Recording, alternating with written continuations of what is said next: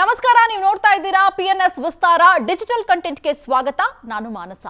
ಅಮೆರಿಕದ ಶ್ವೇತ ಭವನದಲ್ಲಿ ಶನಿವಾರ ರಾತ್ರಿ ನಡೆದ ಆ ಘಟನೆ ಇಡೀ ಜಗತ್ತನ್ನೇ ನಡುಗಿಸಿದೆ. ವಾಷಿಂಗ್ಟನ್ನ ಅತ್ಯಂತ ಸುರಕ್ಷಿತ ಭೋಜನ ಕೂಟದಲ್ಲಿ ದಿಢೀರ್ ಅಂತ ಗುಂಡಿನ ಸದ್ದು ಕೇಳಿಬಂತು.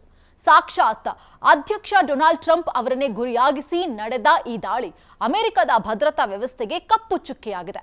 ಪತ್ರಕರ್ತರು, ಹಾಲಿವುಡ್ ಸ್ಟಾರ್ಗಳು ತುಂಬಿದ ಸಭಾಂಗಣದಲ್ಲಿ 5 ರಿಂದ 8 ಬಾರಿ ಗುಂಡು ಹಾರಿದ ಶಬ್ದ ಕೇಳಿಬಂತು.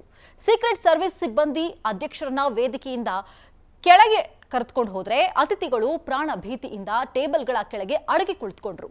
ಇದು ಅಮೆರಿಕದ ಇತಿಹಾಸದಲ್ಲೇ ಅತ್ಯಂತ ಭಯಾನಕ ಕ್ಷಣ ಅಂತ ಹೇಳಿ ದೊಡ್ಡ ಪ್ರಶ್ನೆ ಎನ್ನುವಂತಾಗಿದೆ. ಭಾರತವನ್ನ ನರಕದ ಕೂಪ ಅಂತ ಟೀಕೆ ಮಾಡ್ತಿದ್ದ ಅಮೆರಿಕಾಗೆ ಈಗ ಮಾತಾಡೋ ನೈತಿಕತೆ ಇದೆಯೇ ಎನ್ನುವಂತಹ ಪ್ರಶ್ನೆ ಎದುರಾಗಿದೆ.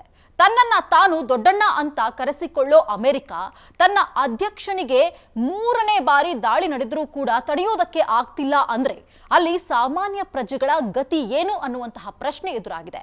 ಯಾವಾಗಲೂ ನಾವೇ ಶ್ರೀಮಂತರು, ನಮ್ಮದೇ ಸುರಕ್ಷಿತ ದೇಶ ಅಂತ ಬಡಾಯಿ ಕೊಚ್ಚಿಕೊಳ್ತಿದ್ದ ಅಮೆರಿಕ ಇಂದು ಅಸುರಕ್ಷತೆಯ ಕೂಪವಾಗಿ ಮಾರ್ಪಟ್ಟಿದೆ. ಅತ್ಯಂತ ಹೈ ಸೆಕ್ಯೂರಿಟಿ ಇರೋ ಅಧ್ಯಕ್ಷರಿಗೆ ಈ ಪರಿಸ್ಥಿತಿ ಬಂದಿರೋದು ಅಮೆರಿಕದ ದೊಡ್ಡಣ್ಣನ ಇಮೇಜ್ಗೆ ಬಿದ್ದಂತಹ ದೊಡ್ಡ ಏಟು ಅನ್ನುವಂತಹ ಮಾತುಗಳು ಕೇಳಿ ಬರ್ತಾ ಇದೆ.